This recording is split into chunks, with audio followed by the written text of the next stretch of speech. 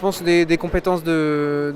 journalisme standard, un peu classique pour le coup, capacité de rédaction, capacité de veille. Aussi il faut être, je pense, selon les sujets qu'on veut traiter, notamment je pense si on veut traiter d'e-sport, il faut quand même être suffisamment pointu pour savoir où trouver les informations, où trouver les calendriers compétitifs, à quel moment on lit les compétitions. Donc là-dessus je pense qu'il y a un vrai travail donc de veille et de formation à l'e-sport pour être informé et savoir où trouver les informations dont on a besoin. Et après pour le reste, je pense que c'est un travail de journalisme assez classique, donc de capacité de rédaction, ou selon les formats qui vont être explorés, les formats vidéo, etc.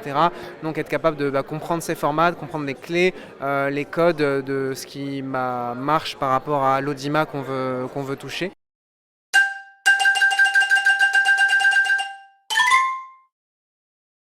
Alors pour le coup, la couverture médiatique est essentielle au développement de l'e-sport. Je pense que la couverture médiatique est essentielle au développement de n'importe quelle scène,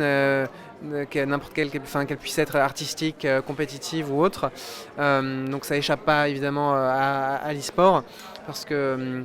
le développement d'une scène passe par une réalité économique. Une scène se développe parce que y a de l'argent qui est investi et qui circule. Et donc dans l'e-sport, qui est un milieu de divertissement comme le sport, il faut que de l'intérêt et de l'engouement soient générés, parce que c'est une forme de visibilité qui derrière est vendue. Et donc forcément la médiatisation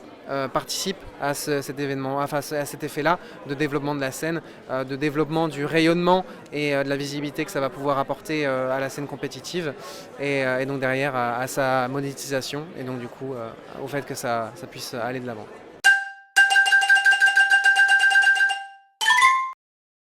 Je pense qu'une des grosses difficultés, c'est une question de légitimité au milieu de tout le reste des médias et contenus possibles sur Internet qui peuvent toucher au sport, à l'e-sport. Je pense notamment que par exemple si on parle exclusivement d'e-sport, d'un point de vue statistique, c'est quelque chose qui a beaucoup d'engouement, qui fait beaucoup parler, mais ça va toucher un public très précis, un public jeune qui s'intéresse à l'e-sport. Là où par exemple, si on parle de sport, les médias sport et notamment par exemple le football, tout le monde connaît le football et tout le monde pourrait comprendre une discussion qui parle de football, mais ce n'est pas le cas de l'e-sport. Ça veut pas dire pour autant qu'il ne faut pas le traiter, mais je pense que s'il faut réussir à savoir bien cibler son public, et je pense que tout le monde n'est pas prêt à entendre parler d'e-sport, ça ne veut pas pour autant dire que ça n'intéresse pas les gens, c'est que ça intéresse un public précis, et donc il faut savoir cibler ce public-là, et je pense que c'est une problématique que les journalistes rencontrent régulièrement par rapport à l'e-sport. Ouais.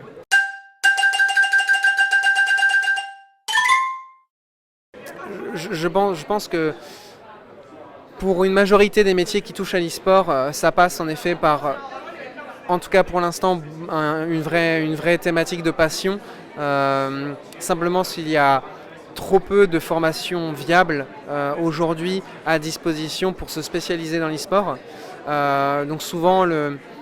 on va dire la passerelle la plus commune pour l'instant dans l'e-sport, c'est soit d'être autodidacte, donc d'avoir déjà les pieds dans l'e-sport et de se former soi-même et de se créer sa place du coup dans ce milieu-là, ou alors de passer par des formations qui sont plus traditionnelles et qui ne touchent pas forcément à l'e-sport dans un premier temps, mais derrière de se spécialiser une fois qu'on a les compétences et une fois qu'on a la formation qui permettrait de toucher à un plus vaste panel de possibilités, et donc du coup de venir se spécialiser après une formation un peu classique.